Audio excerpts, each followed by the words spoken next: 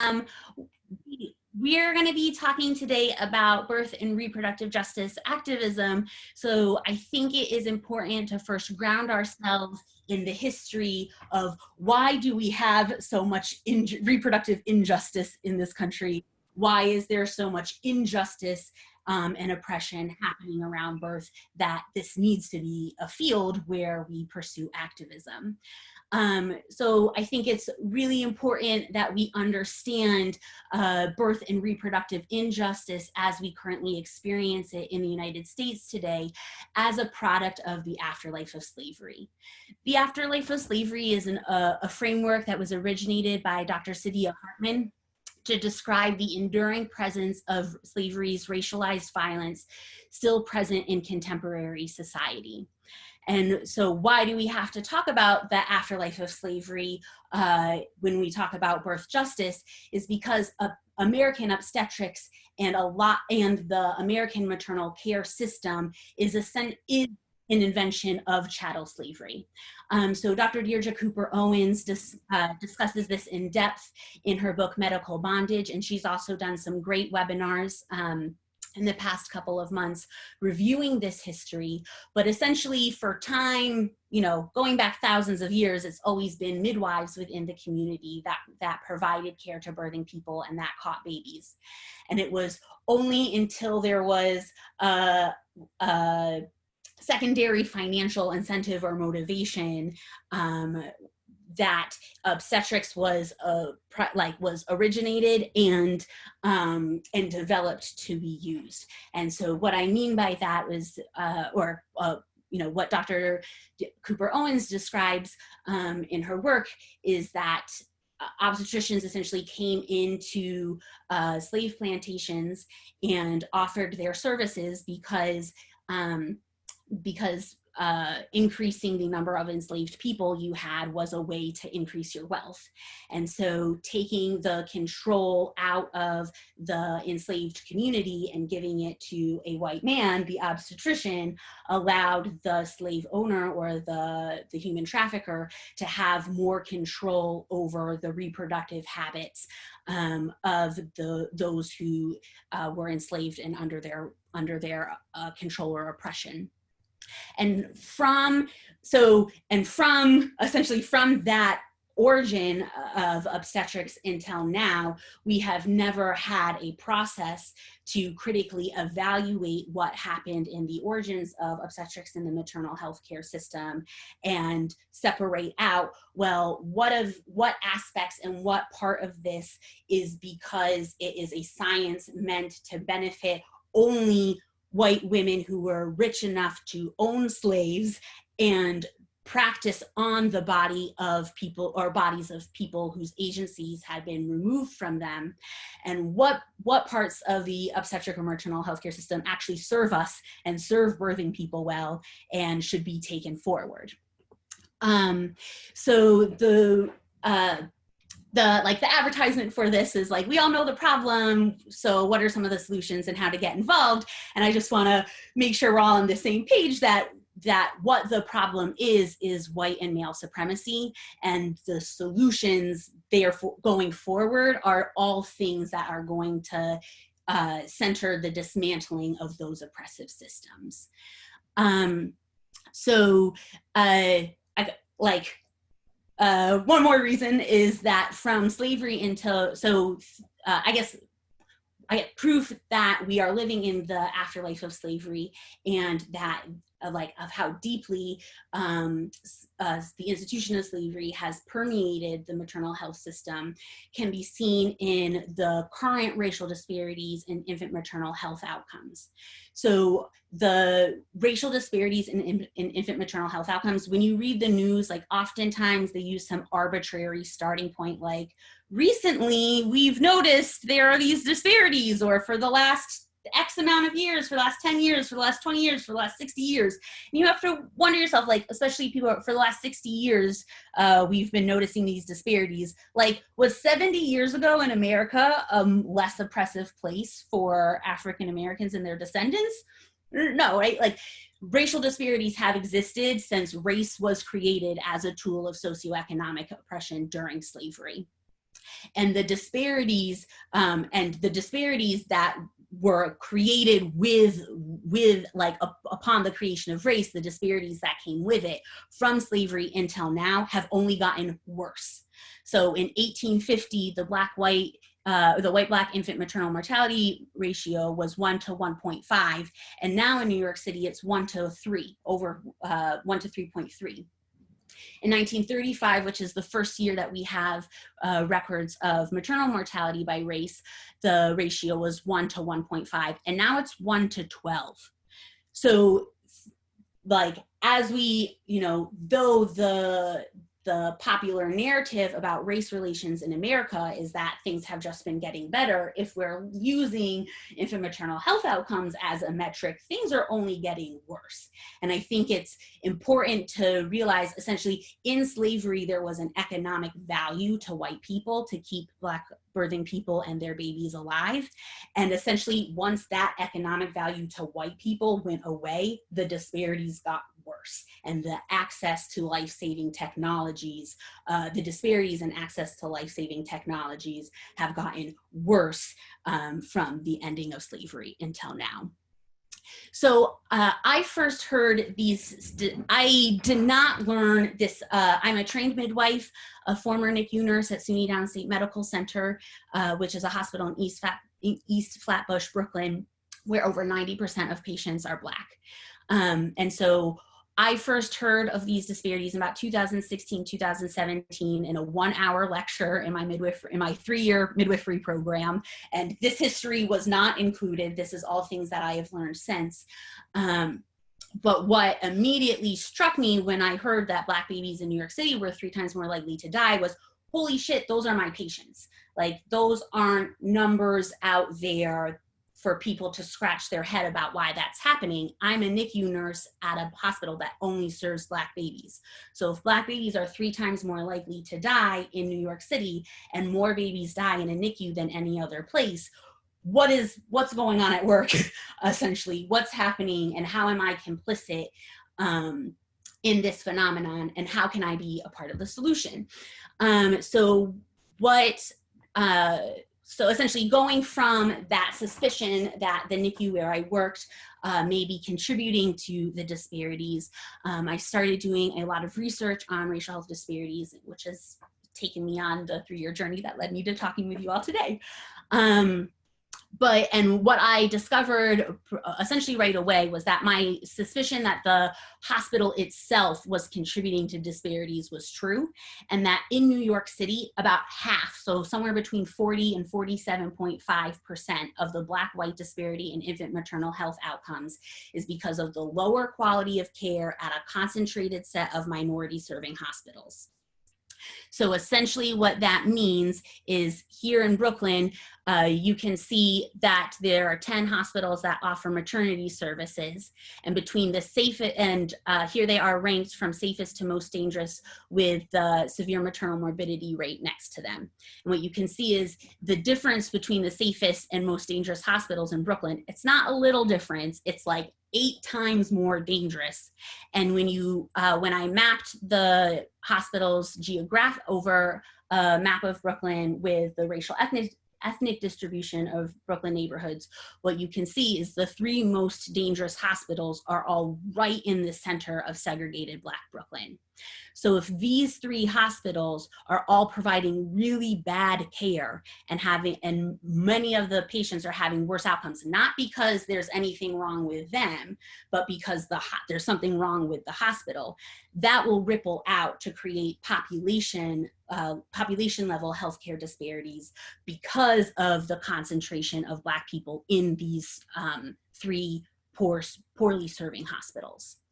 So the research tells us that we need to be looking at minority serving hospitals, but it doesn't tell us which hospitals those are or why those hospitals are offering much worse care. Well, I could connect those dots pretty quickly. So which hospitals? Well, obviously SUNY Downstate is one of them. In 2017, in between these 2 reports that came out, Leapfrog, which is an organization that monitors hospital safety, ranked 2,639 hospitals in the country, and only 10 in the entire country got an F grade for safety, and SUNY Downstate was one of them. So the hospital where I was working was literally one of the most dangerous hospitals in the entire country. And then why was care there so much worse? To be honest, I initially could not answer that question, and that made me think, I must not be trained very well as a NICU nurse if I don't understand this care well enough to know what we are doing wrong. And so this is my CV, and for about a year in 2017, 2018, I really focused on taking a lot of NICU related courses to better understand the care that we were supposed to be providing. And what became clear to me as I was doing that is the reason why we have worse care is because we're missing a shit ton of doctors, and we never have the appropriate numbers of nurses working. And so if you normally are working with 50 to 75% of the nursing staff that you should have, whereas a predominantly white serving hospital may have 75 to 100% of the staff that they should have. And if a white serving hospital has all of the specialties that are supposed to be there to serve NICU patients, but the black serving hospital, 12 specialties are missing, well, obviously the overall quality of care that we are able to provide to our patients is going to be very compromised. And again, this will, because it's a segregated black hospital, because over 90% of our patients are black, the worst care that comes from all these missing staff and specialties only affects black people and ripples out to create population level health disparities. So one brief example of this is we had 1/3 of the lactation support staff that we should have had for the hospital. And that meant there was 0 lactation support for parents of children who were actually in the NICU, the children who are most medically vulnerable and would benefit most from having access to breast milk. Also, because of budget constraints, we didn't have the right number of lactation consultants. We couldn't send nurses for lactation training because there wasn't the money, and we couldn't participate in a donor milk program, again, because of money. So what happens is formula kills premature babies. And so again, if you have a black serving hospital and at a white serving hospital, people are getting appropriate lactation services, those babies are ending up with breast milk, your rates of a deadly complication, necrotizing enterocolitis, is going to be much lower. But at the hospital that doesn't have that support, it's going to ripple out. The infant mortality rate in that NICU is going to be higher, and that is going to ripple out to cause the population effects.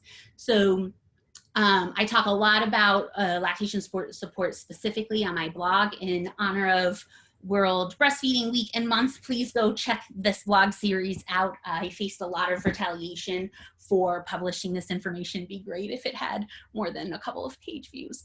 We talked about this. We talked about this map, but essentially the underlying mechanism that makes the situation at downstate worse than other hospitals is mostly insurance payments.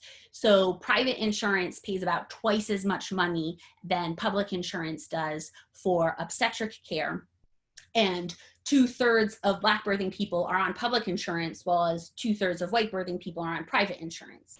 So if you have a hospital that serves a disproportion of people on public insurance, it takes in less money and there's just not enough left to pay for adequate care.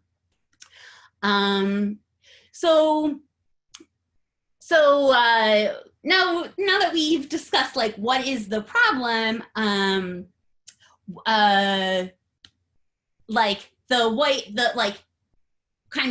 the solution, we often think the solution to many problems, especially at a state-run hospital or at a public hospital, could come from state government.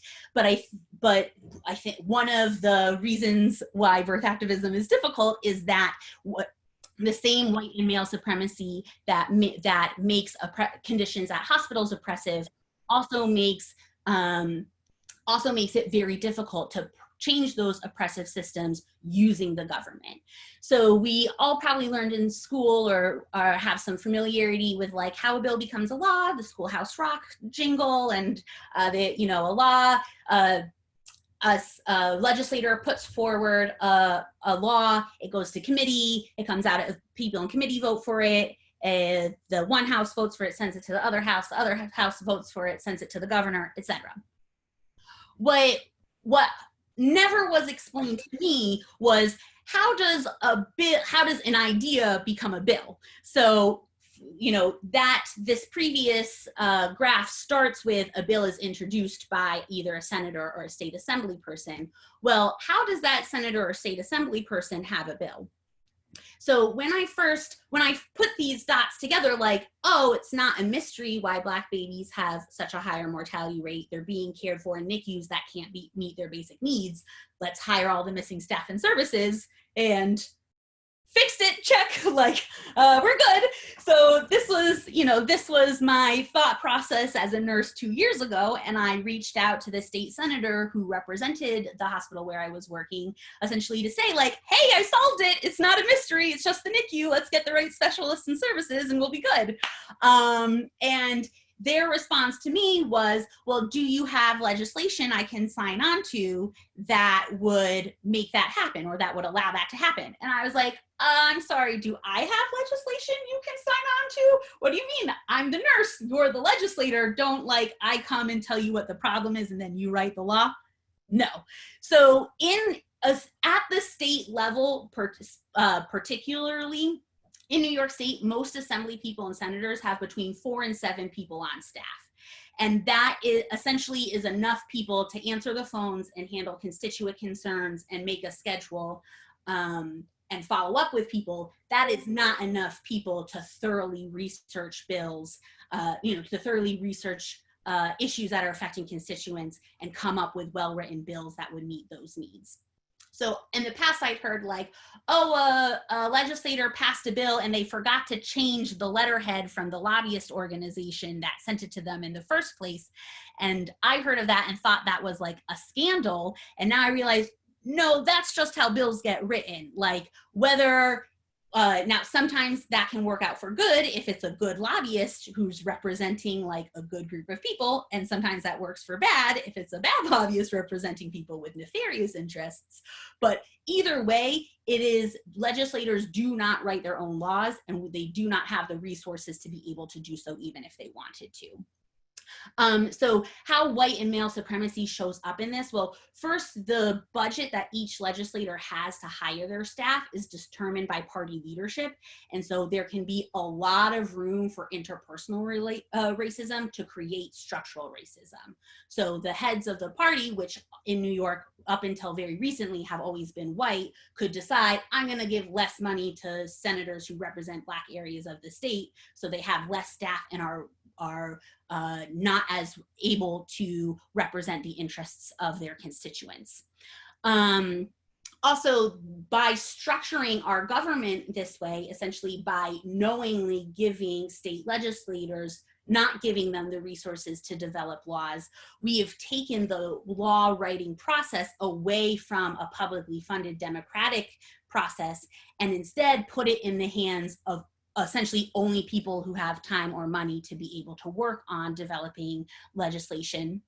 And obviously, like, who has time and who has money is going to deeply shaped and reflected or deeply shaped by past and ongoing racial and gender oppression. And then lastly, the senators are, they represent narrow geographic areas of the state of New York, and many of them are very myopically focused on the issues that affect that district or that area of New York, and not on issues that would affect the state more generally. And this becomes, white and male supremacy gets into here because of the history of racial segregation in the state and racial gerrymandering. And so because there are if a senator is representing well the interests of his district, but it is a district that has been segregated to be white, and Black people could not have lived in that district previously because of racial segregation, then even if everyone is very well intentioned, that that legislator, well representing their predominantly white constituency, may contribute to the overall white supremacy that's happening throughout the state. So what laws and policies need to be passed to protect birthing people? I'm happy, I'm going to try and wrap up the slide portion soon. So if you're wondering, how do those connect? Ask me in the Q&A. But essentially, the laws and policies we need to protect birthing people are the laws and policies that are going to do the most to dismantle white and male supremacist institutions throughout our state and throughout the country. And so three actionable bills that are happening in New York State, or that exist in New York State, is a package of bills that would increase taxes on rich people and prevent austerity measures from going through. The New York Health Act, which is New York's bill for Medicare for all, which would provide universal, guaranteed, equitable health insurance to every New Yorker. And there is a bill that would initiate the process of paying reparations at the state level in New York. So, and why do we need a movement?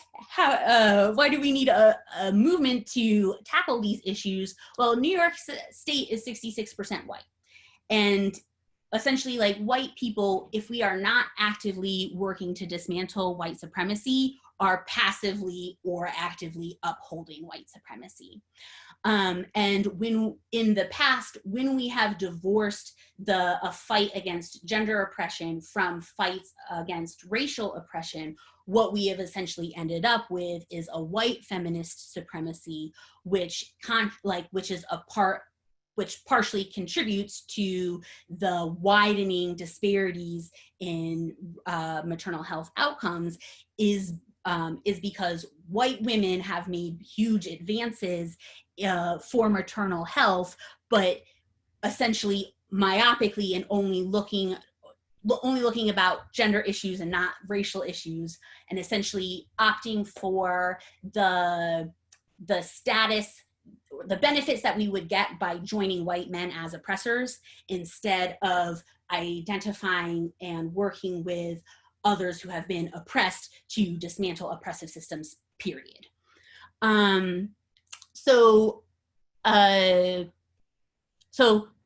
Essentially an example of this, or, I've talked a lot about SUNY Downstate, and kind of like how what I mentioned about state government plays out in real life. So the person who I went to, I was like, we need more staff at the NICU, and they're like, do you have laws? That is Senator Myrie, who represents SUNY Downstate. And so I've been working with his office continually for over a year and a half now, because he represents the hospital where he's working and where all these problems were. But essentially, every policy that currently exists that would address the issues that are happening at SUNY Downstate, Senator Myrie is already in support of. So the New York Health Act, which would put everybody on the same health insurance and stop the unequal reimbursements that are coming to public hospitals, Senator Myrie is in support of that act, and we only need one more vote to get it passed. 94% of the state senators who are opposed to this act or who are not yet in support in order keeping it from passing are white. And so again, if those white senators who are myopically focused on issues in their own district, which probably aren't racial health disparities, as it's already been segregated to be white, are not paying attention to or really listening to the leaders of districts that are more disproportionately affected by our current state policies. And they are the reason why we can't get these through, is because the majority of the state is white, and white people aren't those who are most affected by our current unequal reimbursement system. So we need support from white areas of the state for anything for substantive change to happen at SUNY Downstate. In this year's budget for the whole state, which passes in April, there were $2.4 billion of cuts to Medicaid in the middle of a pandemic.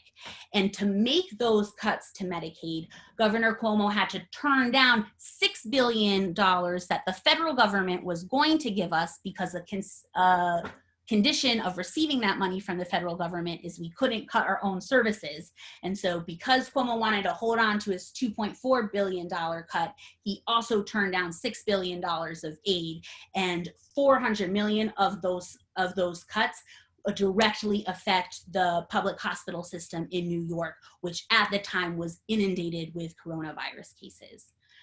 Usually, I'm one of very few activists in the state who focus on the issue of hospital financing.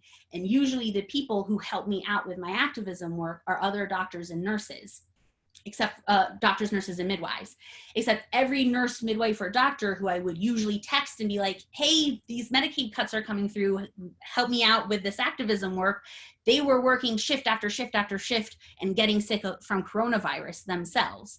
And so because essentially we didn't have a movement, because we didn't have lots of people who are involved in who understand the root causes of this of these issues and are working towards them for activism, it allows these insidious things to happen. So the budget with $2.4 billion of Medicaid cuts, only 5 senators voted no.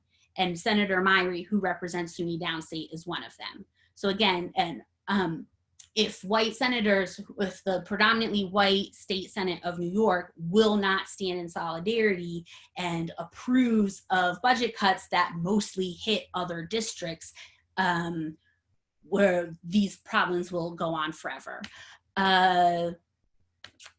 Lastly, if you say, well, okay, he's in support of all this legislation, but his constituents' bodies are on the line, so Senator Myrie should also put his body on the line. Well, he's done that too. And earlier in the summer, he was out protesting against police violence, and they pepper sprayed and arrested him. So again, this needs to be something that the state works on and that we all work on collectively as a movement, and that is not left to the people or districts only who are most affected. So essentially, how do you get involved in the movement to join the movement to birth liberation? Well, first is really understanding that this is not a simple thing to solve. And understanding that this is a problem that took us 400 years to get into and is going to take more than a social media campaign or any individual law or policy to pass or move us forward. So generally, understanding my audience comes from everywhere. I'll talk about New York in a second, but become a student of what is oppression and anti-oppression. Understand how those forces work in American history, and start from especially if you are white, start from the assumption that you are somehow complicit or involved in the problem. I don't know. I don't know how things would have turned out differently if I had heard that there were these disparities and thought, oh, that's so sad. That's sad that exists, and didn't question my complicity as a NICU nurse who was working in a Black NICU. I don't know where I would be right now. And probably a lot of the connections between underfinancing and racial health disparities would have gone unaddressed. As far as for folks who are in for New Yorkers, I have a lot more specific suggestions.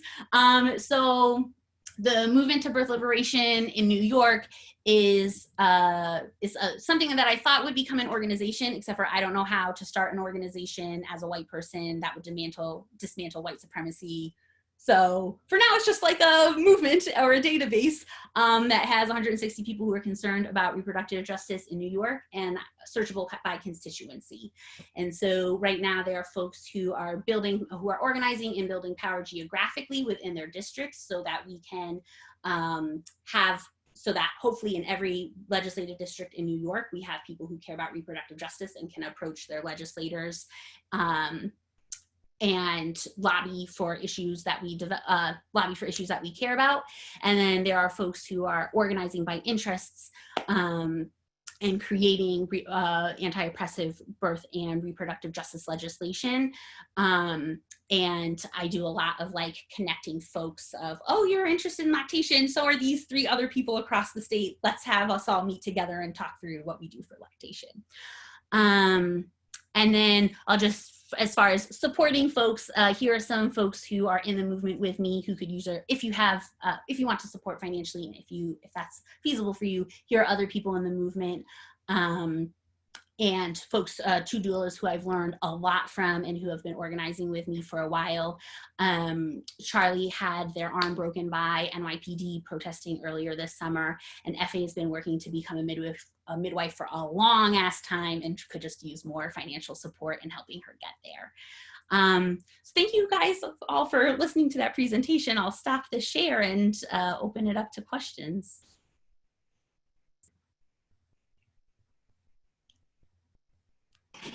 Thanks, Katie. I just had a question about if you think there's a role for like legislation around midwifery practice in New York and scope of practice, just because it seems like the AMA really fights that in New York specifically. Yeah. Sorry, 1 second. I just need to.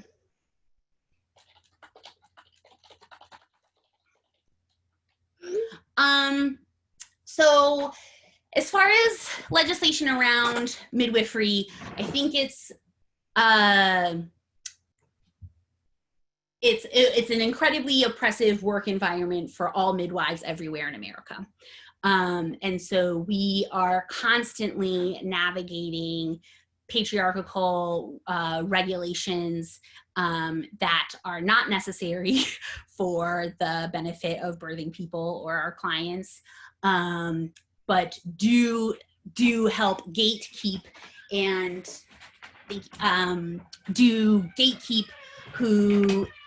I'm just plugging my computer and it was getting low on battery and I'm a tiny bit distracted. Thanks, baby. Who gatekeep who is and is not allowed into the profession.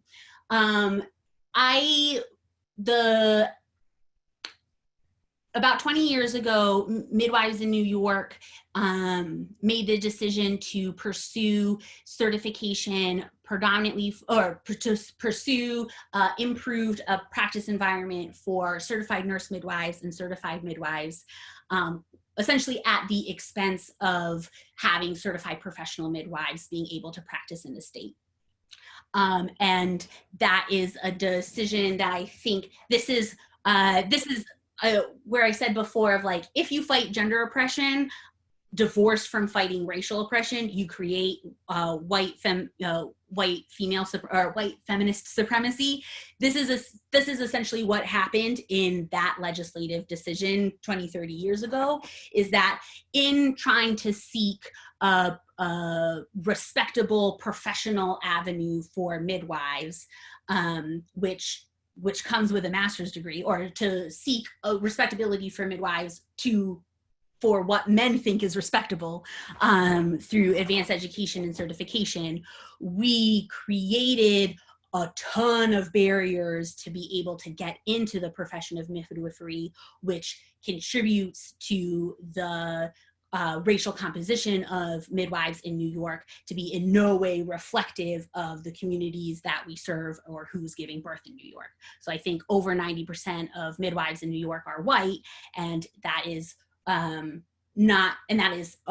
that is partially a consequence of legislative decisions made to seek respectability or parity with men at the expense of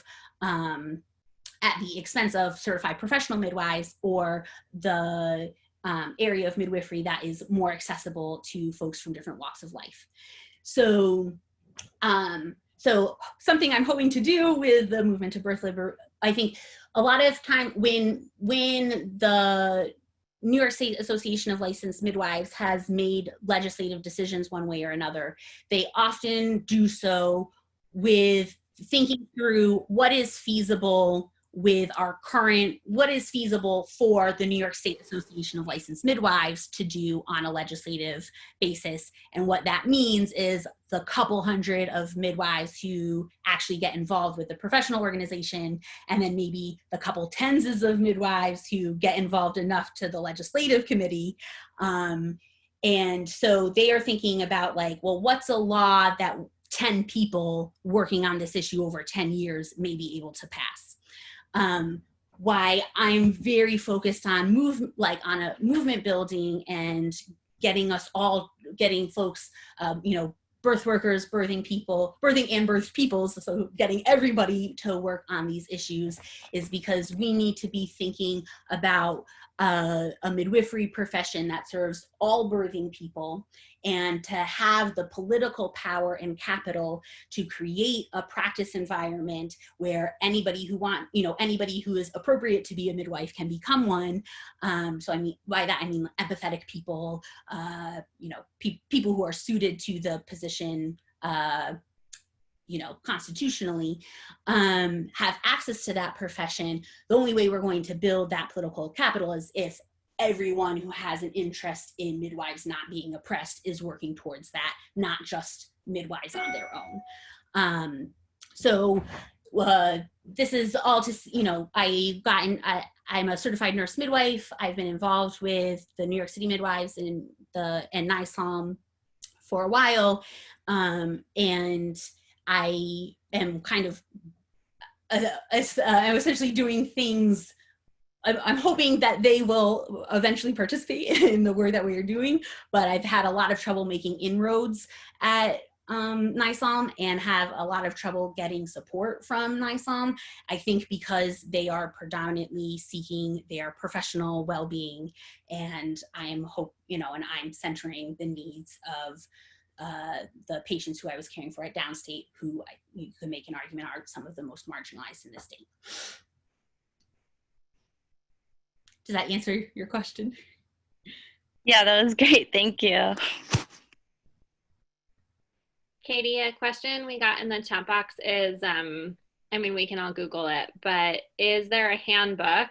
But here's a question. Is there a handbook on the internet for writing legislation, seeing how it's not written by lawmakers? And I would expand on that to like, what is your process for thinking about writing legislation right now? And like specifically in that area, are there things that you could use help on, or like what could people be thinking about? Absolutely. So as I'm not aware of a handbook to write legislation. I think once you start getting in the habit of reading legislation or of going and reading the texts of bills, it will become very quickly demystified for you, because often, a legislation that creates a commission to study an issue says like, with this bill creates a commission to study this issue. And so the more bills you write, I think the more intuitive the language or of how you would write this out in a bill or for legislative purposes, what that would look like. As far as what types of things should we be making legislation about, what kinds of things should go into legislation, I would send people, I say for 2 reports to read right off the top would be the Black Mamas Matters legislative toolkit, which is a 90-page report that they put out a couple of years ago that discusses reproductive justice from a human rights framework and gives multiple suggestions of legislative and policies. The way many reports in this field are set up is the last couple of pages is filled with policy suggestions, or essentially like sample wording that you could use at a state level for state level policies. Along with Black Mamas Matter, I would highlight the work of Black Women's Blueprint, which is a nonprofit located very closely to SUNY Downstate, where I was working. And they have a report called the Sexual Abuse to Maternal Mortality Pipeline, which also has a set of policy recommendations at the end. So essentially what my process is, as far as like think so. So I guess I haven't written any legislation yet, and the reason why is because the process, particularly as a white person, is to center the voices of those who are most affected and most marginalized. And having been what I consider purposefully miseducated by the state of New York for 25 years, it is taking me quite a long time to learn to, I'm new to that work as of 3 years ago. So it's taking me a long time to read the books and to familiarize myself with the authors and with the work that has already come before me, so that I'm not either reinventing the wheel or being just another unhelpful white lady who's like well-intentioned but doesn't understand the issue well enough to be useful. So I have lots of ideas for legislation that I would like to write and that we need, and that are informed by Black-led reproductive justice groups. And essentially the main reason why I'm not focusing a lot of my energy into trying to develop that into a bill that we could ask the senator to sign on to is because I don't think the types of bills I would want to write are not politically viable in the current political climate that we have in New York. Which is to say, I'd love to write a bill that gives every birthing family 29 months of universal basic income after the birth of their child. So we recognize that if the World Health Organization says you should breastfeed for 24 months, then a lactating parent needs 24 months off from work, 24 months of a living wage income so that they can be available to their child to breast or chest feed. The birthing person has a fourth trimester and needs to be taken care of during their fourth trimester. So 4 months to the non-birthing parent to be able to be present for the time of birth and for the fourth trimester, and then 29, so an extra month of income that you could give to either use as a labor support stipend, so you could use it to hire a doula, or you could use it so your sister could take a couple weeks off work and be present for the birth and help you right in the immediate postpartum period. But if we're one vote short of getting everybody health care, and we have been for 2 years, if we can't get everybody on the same page that everybody with a body needs health insurance and the state should just cover that as a human right, then I don't think we're going to be able to convince enough senators that we need to tax rich people enough to have the money on hand to support a universal basic income program for birthing parents. I think, we need midwifery schools. We need 100 new midwifery schools at least throughout the state. All of the positions in those midwifery schools need to be fully, not just a full scholarship, but a full stipend. People need to get paid to go to midwifery school, to nursing school, to med school. It is a benefit to society that they are pursuing those professions, and it is a detriment to society when people who should not be in those professions are stuck there because of debt from school. So, but again, if we live in a state that cut $2.4 billion from the budget during a pandemic, then we do not live in a state that is going to put money forward towards properly educating healthcare workers. So what I really encourage folks who are organizing with me is let's learn from folks who've been doing this forever. Let's learn from the reproductive justice leaders who've been trying to do this work for decades about future legislation. And while we're learning and doing that internal work, let's start organizing and supporting the laws that are already in existence and that are already close to being passed, so that we have the political power to actually pass the laws we would want to write. And so I find myself kind of doing both advocacy, pursuing both forms of organizing, but usually keeping the writing legislation more on the back burner, more on the research side. So to be able to focus on the activism and getting people active and working towards the solutions we already know about and that already exist. And hopefully those two things together will create the movement to birth liberation.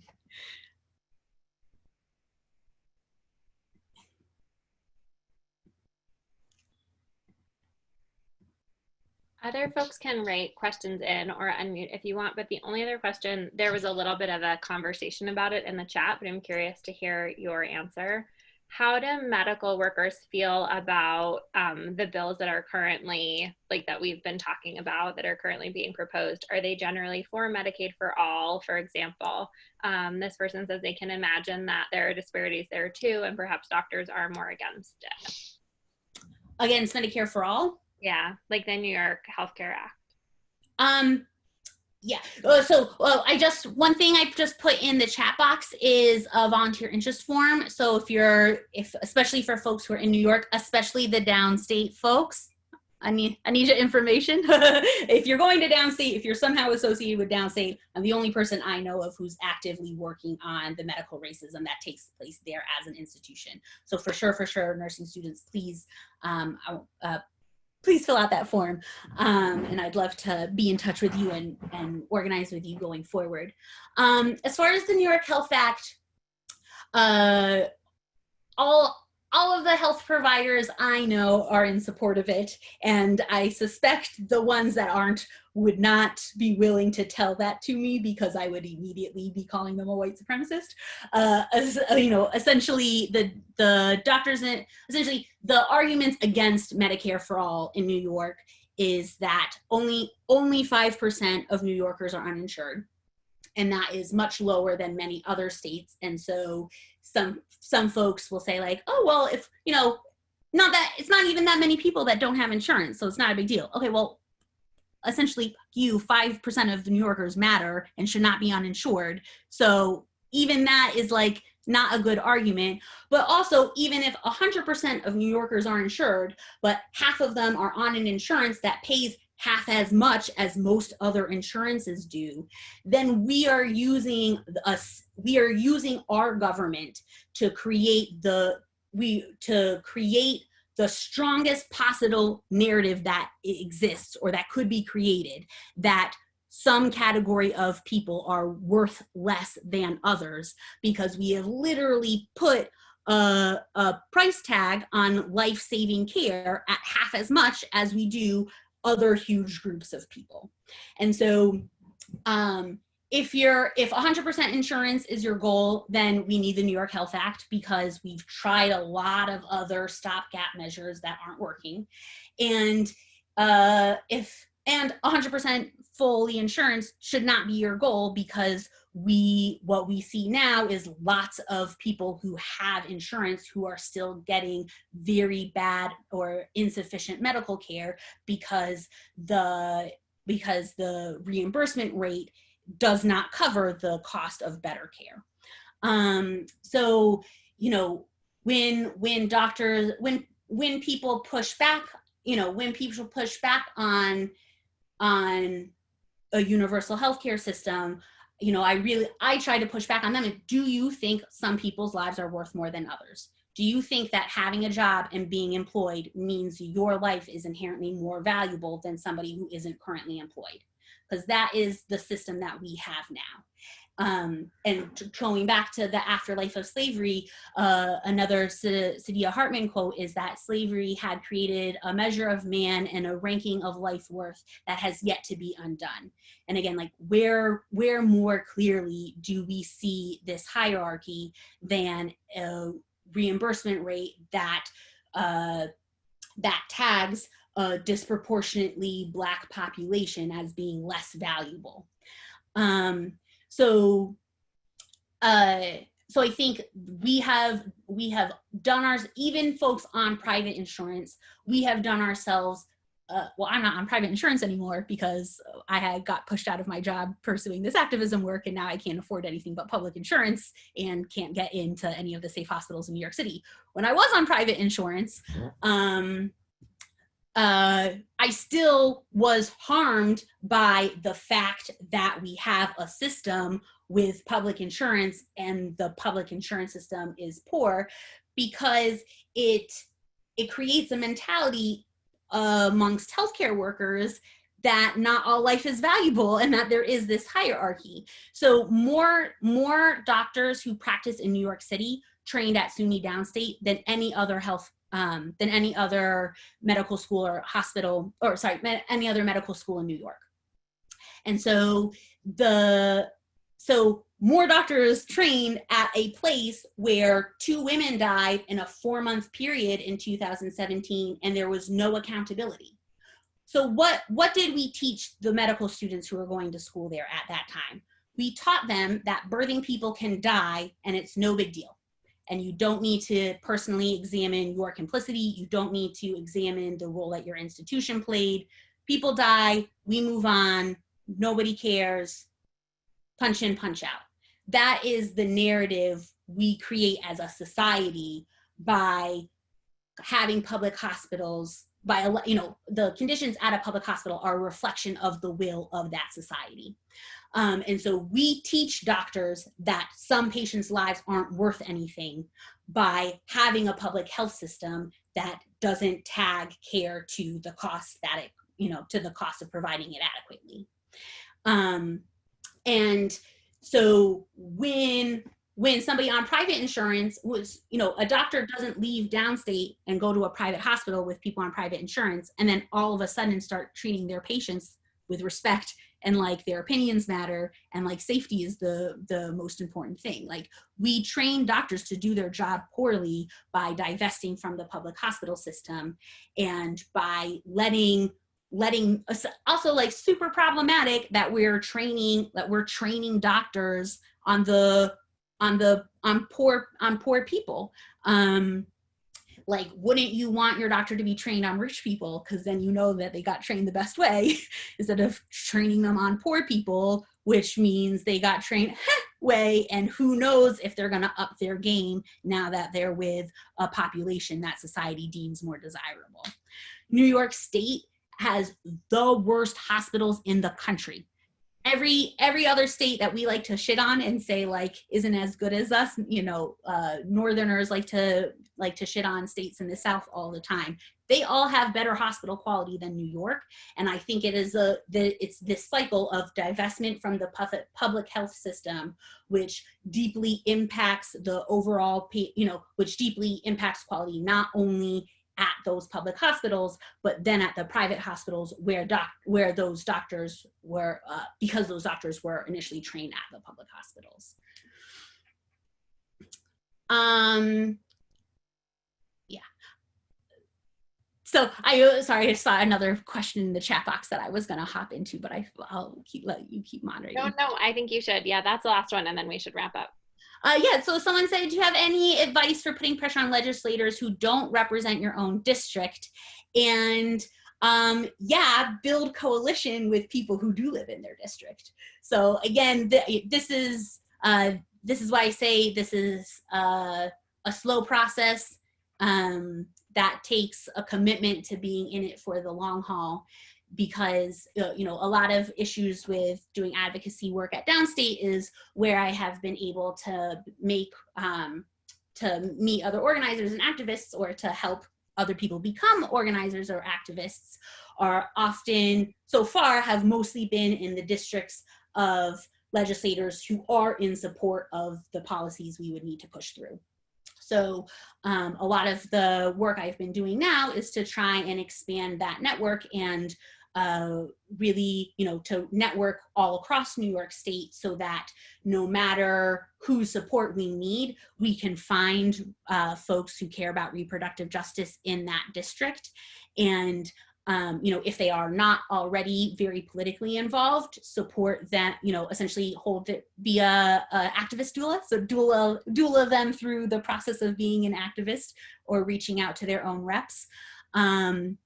And, you know, this is why the database I have that I've been working on is very central to the work that I do, is because if someone reaches out to me and is like, I really want to work on this lactation issue and we can get this lactation bill through, but we're going to need support from all of these districts where I don't know anybody, hopefully there'll be people in the database who do live in those districts and who we can work together building coalitions.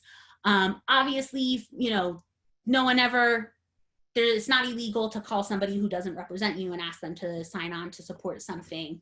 But I think it's a much more powerful strategy for the long term for us to keep building, interconnected networks of activists. You know, I said, like, we are organizing geographically and along issues. So hopefully, like, folks who are interested in a bunch of different issues are spread out geographically and then can, you know, work with folks who are organizing geographically to put pressure on specific legislators.